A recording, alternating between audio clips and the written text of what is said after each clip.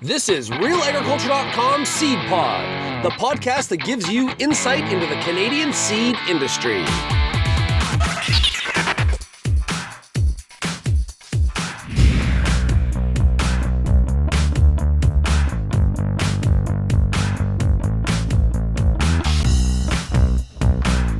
It's now time for another episode of the Seedpod on RealAgriculture.com. The Seedpod, as always, is brought to you by BioVision Seed Labs. Please go to biovision.ca to find out more information about our sponsor, BioVision Seed Labs. Always great to have them aboard as a sponsor. Right now we're talking to Todd Hyra with SeCan. Todd, how are you doing today? Doing great, thanks, Sean. I got a press release saying here, SM1 midge tolerance detected in most soft white spring wheats. Okay, is this like a trait escape, or what's happened here? It's more of the trait was always there, and we didn't necessarily have the technology to measure it to find out. So the SM1 trait that was incorporated into red spring wheat was actually drawn out of soft red winter wheat in the U.S. And so we thought that happened to be the source. And until some of this testing capability came along, we didn't realize we had it in soft white here in Canada as well. So it's always been there, probably predating the work that was done on CWRS and CPS to incorporate the trait in Canada.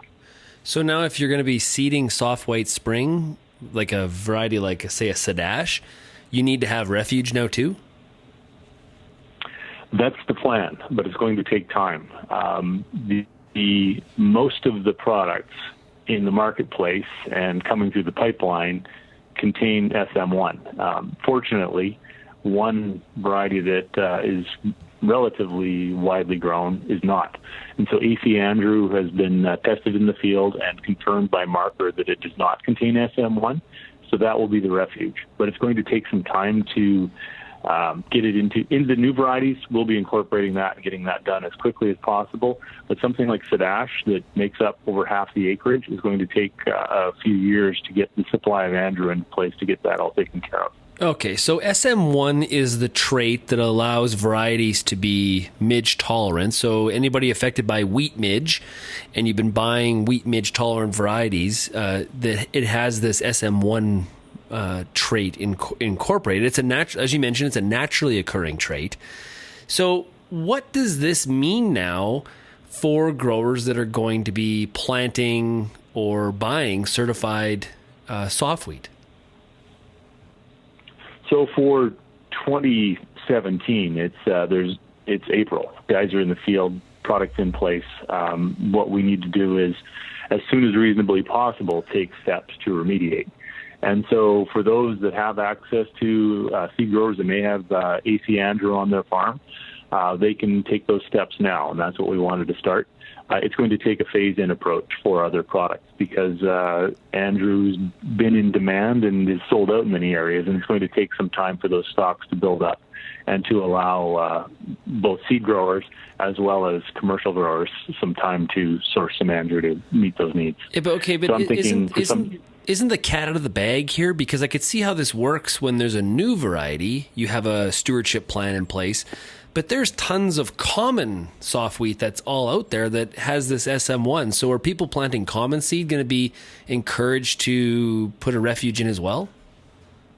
Yes, absolutely. I think it's up to the product is a publicly developed trait that's there for wheat growers to benefit from. And so it'll be up to wheat growers to help out on this one.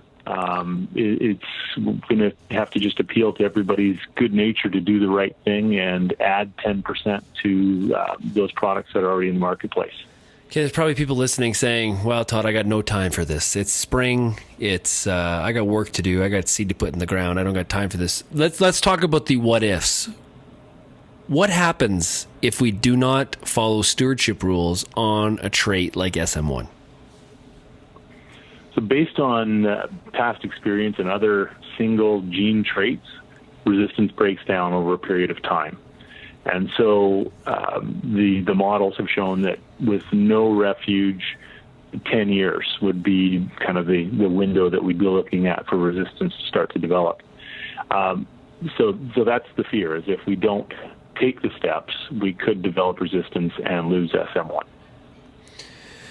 So basically, whether you're planting common seed or you're buying certified seed, going forward here, is this even be with future soft white varieties as well, where the trait will be included because we're doing the crossing with some of these current ones, or is this kind of where do we go from here? Well, what we've once the data rolled in, we learned that essentially all of our new products have SM1. And so we'll be releasing, Indus was going to release into the market this fall. It has SM1. 2 new products, one AAC Paramount, which will release in 2018.